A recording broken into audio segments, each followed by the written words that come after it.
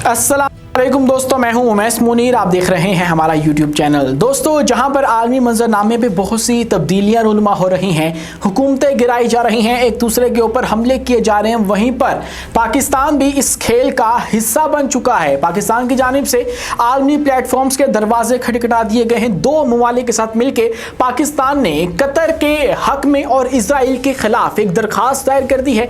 उसका मकसद क्या है, और ऐसे में जब कतर के ऊपर एक और हमले की प्लानिंग इस वक्त हो रही है, वहीं पाकिस्तान समेत कतर ने 4 मजीद मुस्लिम ममालिक को ऑन बोर्ड लेके फौजी मशकें जो हैं वो शुरू कर दी हैं। ये वाज़े तौर पे पैगाम किसको पहुंचाया गया है, आज की वीडियो में इस पर बात करेंगे और साथ ही साथ आपको ये बताएंगे कि नेपाल की सूरत हाल जो कि इस वक्त मुकम्मल तौर पर तब्दील हो चुकी है। आज से 2 दिन पहले जो हुकूमत थी, आज उसका नामो निशान भी कहीं नजर नहीं आ रहा, और भारत को नेपाल के अंदर लेने के देने किस तरह से पड़ गए हैं, आज की वीडियो में इन सब पर बात करेंगे। लेकिन उससे पहले हमारी आपसे दस्तबस्ता गुजारिश है कि इस चैनल को लाइक कीजिए, सब्सक्राइब कीजिए और बेल आइकन को लाजमी दबा दीजिए ताकि हर नई आने वाली वीडियो आप तक बर वक्त पहुंच सके। दोस्तों, बात करते हैं इजराइल के कतर के ऊपर हमले की, जो कि टोटली अनएक्सपेक्टेड था। Nobody know that was coming, क्योंकि कतर वो मुल्क है जो कि ऑलरेडी इजराइल का हिमायत याफ्ता तस्वुर किया जाता था।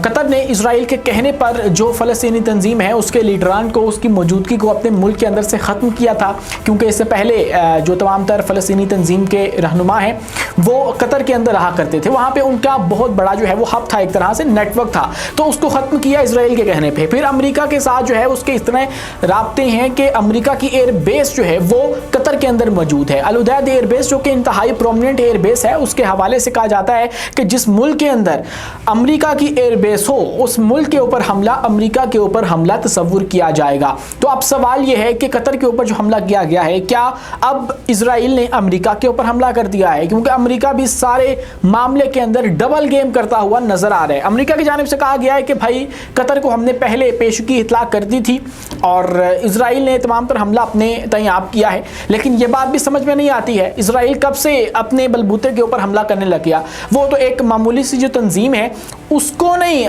मैनेज कर सकता अमेरिका के बगैर। उसके असले, तमाम तर असला जात जो है वो वहाँ से आते हैं और उसका इस्तेमाल करके उसके साथ मुकाबला किया जाता है। तो कतर के ऊपर हमला कैसे जो है वो कर सकता है? और एक तरफ फिर आपका ये कहना कि हमें पहले पता था और हमने जो है वो कतर को बता दिया था। आल्दो कतर इसको डिनाई कर रहा है कि भाई हमें नहीं पता था, हमें अमेरिका ने नहीं बताया। कतरी की जो गवर्नमेंट है वो कह रही है कि हमें तो बताया ही नहीं। तो इसके ऊपर फिर हमें यह पता लगता है कि अमेरिका को पहले पता था, और जब पहले पता था तो फिर आप इसके अंदर इन्वॉल्व कैसे नहीं है, ये सवाल है जो कि इस वक्त पूछा जा रहा है। दोहा के ऊपर हमला हुआ, आपको पता है पहले से, आपका क्लेम है कि हमें बता दिया, लेकिन हम कह रहे हैं कि भाई हमें तो किसी ने बताया ही नहीं।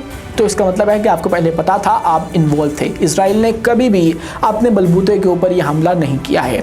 इसके बाद एक और जो पहलू निकल कर सामने आया है वो ये है कि लम्हा फिक्रिया है तमाम तर जो अरब ममालिक हैं, अरब रियासतें हैं, उनके लिए, जो कि इस वक्त अपने आप को यूँ महफूज समझते हैं कि अमेरिका की एयरबेस हमारे पास मौजूद है। Saudi Arab is one of them, उसके बाद उर्दन, उसके बाद दीगर जो ममालिक हैं जो समझते हैं कि अमेरिका की हिमायत हमारे पास है, तो इसलिए हम लोग महफूज हैं। हम लोग इजराइल के लिए मुश्किल खड़ी नहीं करते, तो इसलिए हम लोग महफूज हैं। तो आप लोगों के लिए ये एक अलार्मिंग सूरत हाल है, आप लोगों के लिए खतरे की घंटी है कि अगर आज आप लोगों ने कतर के साथ मिलके इस सहूनी रियासत को जवाब नहीं दिया तो अगली बारी आपकी होने वाली है। क्योंकि कतर के हवाले से भी हम सब यही कह रहे थे कि कतर तो हो ही नहीं सकता, कतर के ऊपर कैसे हमला कर देगा इजराइल, कतर ने क्या बिगाड़ा है इजराइल का। और उसके बाद फिर हमला जो है वो तो नाकाम हो ही चुका है। लेकिन बात करते हैं उन गद्दारों की जिन्होंने अपनी एयर स्पेस इस्तेमाल करने दी है इजराइल को। 15 से ज़्यादा जो जहाज़ हैं वो इस्तेमाल किए इजराइल ने, और चंद सेकंड्स के अंदर 10 से ज़्यादा अहदाफ को निशाना बनाया, और ये स्ट्राइक जो है वो दोहा के अंदर की गई हैं। और उसके बाद फिर जो एयर स्पेस बताई जा रही है कुछ सोर्सेज की जानिब से, वो ये है कि सऊदी अरब की एयर स्पेस जो है वो इस्तेमाल हुई है, और उसके बाद उर्दन की एयर स्पेस जो कि हमेशा से इस्तेमाल होती है, कोई नई बात तो है नहीं है। ईरान के ऊपर जब हमला हो तब भी ये दोनों ममालिक के नाम आ जाते हैं, और उसके बाद जब हमला हो आप कतर के ऊपर तो तब भी इनके जो नाम है वो सामने आ जाते हैं। लेकिन अब इस सब के अंदर आपको समझना होगा कि जो मुज़ाकरात का अमल है वो सबूताज हो चुका है, क्योंकि जो कतर है वो एक मीडिएटर का रोल प्ले कर रहा था, एक सालसी का किरदार अदा कर रहा था, जो कि अब वो शायद ना करे और उससे फिर जो इजराइल चाहता था वो हो जाए। और जब वो हो जाएगा तो फिर वो गज़ा के अंदर जंग को मज़ीद जारी रख पाएगा, जो कि नेतन्याहू की ख्वाहिश है।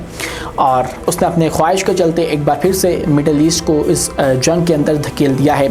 और इसके बाद अगर बात करें तो ये हमला तो नाकाम हो चुका है, जो उनके अहदाफ थे वो हिट नहीं किए जा सके हैं। और इसकी जो तस्दीक है वो अमेरिका के अंदर तैनात जो इजरायली सफ़ीर हैं उसने कर दी। उसने बताया कि अगर हमारे कुछ टारगेट्स मिस हुए हैं तो हम लोग दोबारा हमला करेंगे। तो एक और हमले की जो तलवार है वो भी इस वक्त लटक रही है कतर के ऊपर, दोबारा हमला किया जा सकता है। इसी के साथ अगर मजीद बात करें तो कतर ने पाकिस्तान समेत 4 ममालिक के साथ मिलकर फौजी मशकें शुरू कर दी हैं। और ये फौजी मशकें सेंट्रल एशिया के अंदर शुरू की गई हैं। अज़रबैजान के अंदर ये मशकें जो हैं वो इटर्नल ब्रदरहुड के नाम से शुरू की गई हैं। ये चौथा दौर है, चौथा राउंड है इटर्नल ब्रदरहुड का, जो कि अज़रबैजान के अंदर हुआ है। और इससे पहले काज़िकिस्तान के अंदर हुआ था, उससे पहले कहीं और हुआ था। लेकिन अब की बार जो ममालिक शरीक हुए हैं उसके अंदर तुर्की है, कतर है, उज़्बेकिस्तान है, पाकिस्तान है और काज़िकिस्तान है। इन फौजी मशकों का जो मकसद है, पहले आप ये समझ लीजिए कि ये 2 हफ्ते तक जो है वो जारी रहनी है। और मंगल के रोज़, गुज़श्ता रोज़ जो है वो ये शुरू हुई हैं और 2 हफ्ते ही जारी रहेंगी। उसके बाद बख्तरबंद जो गाड़ियाँ हैं उनका इस्तेमाल किया जाएगा, आर्मी एविएशंस की जो चीज़ें हैं उनका इस्तेमाल किया जाएगा, UAVs ड्रोन्स का इस्तेमाल किया जाएगा। और उसके बाद ख़ुसूसी अफ़वाज के दरमियान जो स्पेशल सर्विस ग्रुप होता है उसके माबैन जो है वो तबादला ख्याल और तबादला सलाहियत जो है वो किया जाएगा। और उसके बाद शूटिंग की जाएगी इन फौजी मशकों के अंदर। उसके बाद पैराशूटिंग जो है वो होगी। उसके बाद स्नाइपर सरगर्मियाँ जो हैं वो भी करवाई जाएंगी। और ये तमाम तर जो फौजी मशकें होंगी वो एक पैगाम होगा, पैगाम मगरिब के लिए, पैगाम कतर के ऊपर हमला आवरों के लिए कि ये ममालिक जो हैं वो उनके साथ खड़े हैं, मिलकर फ़ौजी मशकें कर रहे हैं और इनकी सलाहियतें भी आपकी जो है वो मुकाबला करने के लिए सामने होंगी। लेकिन एक और बड़ा दिलचस्प नुक्ता है जो कि माहिरीन की जानिब से उठाया जा रहा है, वो ये कि कतर वो मुल्क है जिसके पास अपनी अच्छी खासी ताकत है, उसके पास अपने यूरो फाइटर्स हैं, अपने राफेल हैं, उसके पास अपने F-15 हैं, वो नाकाम हो गए। अमेरिका का दिफाई निज़ाम वहाँ पर है उनकी एयर बेस के ऊपर, तो वो भी नाकाम हो गया। तो अगर ये सब नाकाम हो रहे हैं तो फिर जो है वो उसको उन जो तमाम तर मगरबी असला है उसके ऊपर रिलाई नहीं करना चाहिए।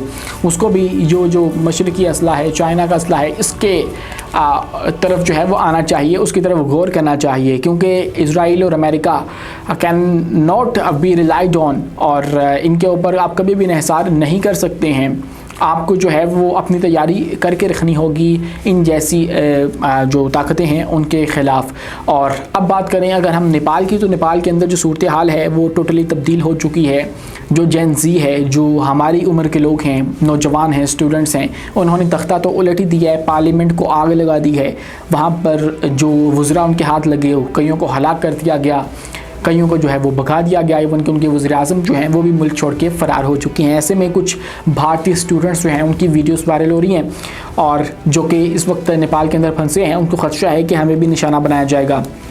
लेकिन अब वहाँ पे फ़ौज ने कंट्रोल संभाल लिया है और ये बात समझ में आ चुकी है कि ये वाली जो जनरेशन है, जिसको ये हमसे पुराने लोग बर्गर जनरेशन कहते हैं कि ये तो कुछ कर ही नहीं सकती है, उनके साथ पंगा जो है वो बहुत ज़्यादा अच्छी बात नहीं है। बांग्लादेश के अंदर हमने एक नमूना देखा, उसके बाद हमने देखा अब नेपाल के अंदर, श्रीलंका के अंदर हमने देखा, ये तमाम तर के अंदर यूथ ने हिस्सा लिया है, यूथ ने ये तमाम तर निज़ाम तब्दील किए हैं। लेकिन अब की बार जो नेपाल के अंदर निज़ाम आया है वो एक फ़ौजी निज़ाम है और फ़ौज ने कंट्रोल संभाल लिया है। अब वो फ़ौज वक्त पर इक़्तिदार सिविलियंस के हवाले करके आगे चली जाती है तो मामला ठीक है, अगर नहीं जाती है तो फिर वो भी एक फ़ौजी आमर के हाथ आ जाएगा, जिसके हवाले से उनके जो इस वक्त के फ़ौज के चीफ़ हैं उनके हवाले से कहा जा रहा है कि वो इंडिया के बहुत क्लोज़ हैं, और इससे पहले जो PM थे वो चाइना के बहुत ज़्यादा क्लोज़ थे, इसलिए इनका आपस में भी कोई कॉन्फ्लिक्ट था, इसलिए जो है वो इनके चीफ़ ने उनको इस्तीफ़ा दिलवा के कंट्रोल संभाला है। और अब फिर फ़ौज ने जो है वो सड़कों पे आके इस तमाम तर एहतजाज को कंट्रोल करने के लिए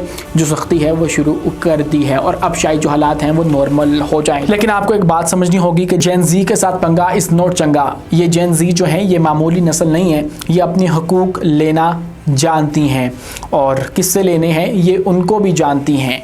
तो इससे जो दीगर ममालिक हैं उनको भी ख़बरदार जो है वो इस वक्त कर दिया गया है। आज के लिए इतना ही। अपने मेज़बान उमैस मुनीर को दीजिए इजाज़त, मिलते हैं अगली वीडियो में किसी नई मालूमात के साथ। शुक्रिया, अल्लाह हाफ़िज़।